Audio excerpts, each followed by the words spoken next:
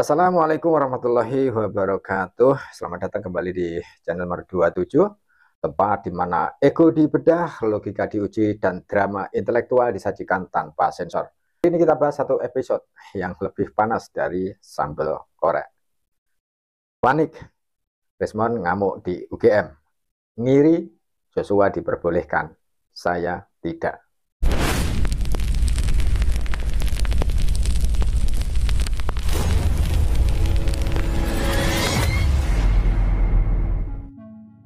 UGM, kampus yang dikenal sebagai benteng intelektual bangsa, ini mendadak jadi lokasi syuting drama investigasi dadakan, teman-teman.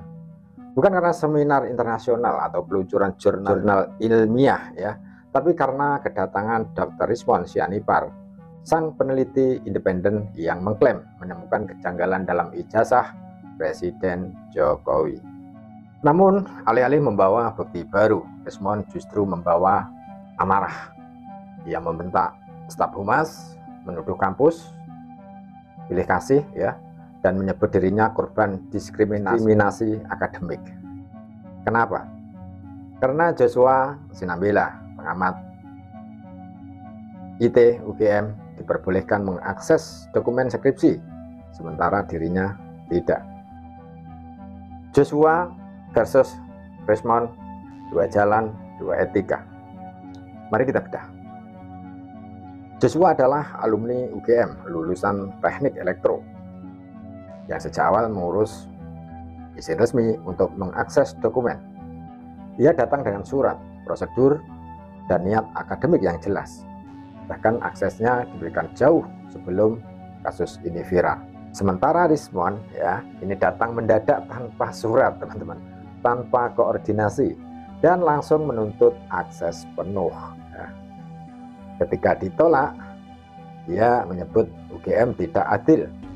Padahal menurut peraturan kampus dan Undang-Undang Perlindungan Data Pribadi, akses terhadap dokumen pribadi hanya bisa diberikan atas permintaan resmi aparat hukum. Sementara Rizwan ini datang mendadak tanpa surat, tanpa koordinasi, dan langsung menuntut akses penuh. Ketika ditolak, ia menyebut UGM tidak adil. Padahal menurut peraturan kampus dan Undang-Undang Perlindungan Data Pribadi, akses terhadap dokumen pribadi hanya bisa diberikan atas permintaan resmi aparat hukum.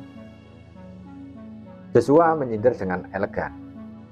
UGM tahu mana yang datang dengan niat baik dan mana yang datang dengan hati busuk. Ledakan emosi, kekosongan bukti. Rizwan meledak. Ia merasa dipermalukan tanpa publik mulai bertanya, kalau kamu yakin ijazah itu palsu, kenapa masih cari dokumen? Kalau kamu ilmuwan, kenapa tak bisa ikuti prosedur ilmiah? Yang lebih ironis, UGM sudah menyatakan secara resmi bahwa Jokowi adalah alumnus sah, lengkap dengan nomor mahasiswa dan tanggal kelulusan. Sementara Rizwan, Universitas Yamaguchi menyatakan tidak pernah menerbitkan ijazah atas namanya. Jadi siapa sebenarnya yang perlu diverifikasi? Ketika kritik jadi komoditas. Ini bukan lagi soal ijazah, ini soal kredibilitas.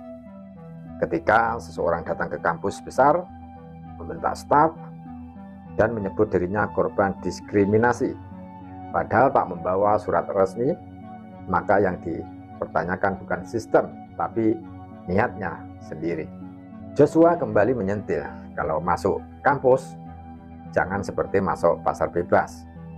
Ada adabnya. Dan publik pun mulai sadar, kritik tanpa bukti adalah panggung kosong yang hanya memantulkan suara sendiri. Refleksi, siapa sebenarnya yang panik?